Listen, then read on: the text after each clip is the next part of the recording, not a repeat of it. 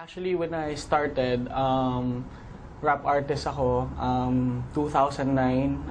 I was nominated Best New Artist tsaka Best Male Hip Hop Artist sa Wave 89.1. Then I was invited by Paul Vincent Guasque na subukan ko lang din yung business kasi ano siya, malaki yung potential because we were starting the company. So I decided to start up.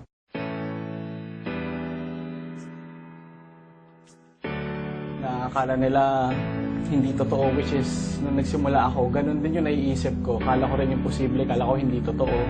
May mga bagay na kala namin dati pang mayaman lang. Nung pala, kahit na ordinaryong tao ka, ginawa ko siyang pikit mata lang. Kasi minsan may mga panahon na mas malayo, mas matagal pa yung biyahe ko sa kakausapin ko.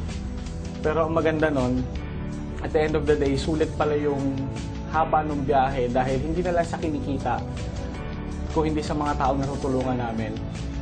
Huwag mo silang kaibiganin dahil kumikita ka sa kanila. Mas maganda siguro pakinggan na kaibigan mo kasi sila, kaya sila kumikita. Mas maganda kasing gawin mo yung passion mo ng libre dahil hindi mo problema yung pera. Sabi ko nga sa kanila, wala namang bagay na mahal eh, kulang lang pera mo.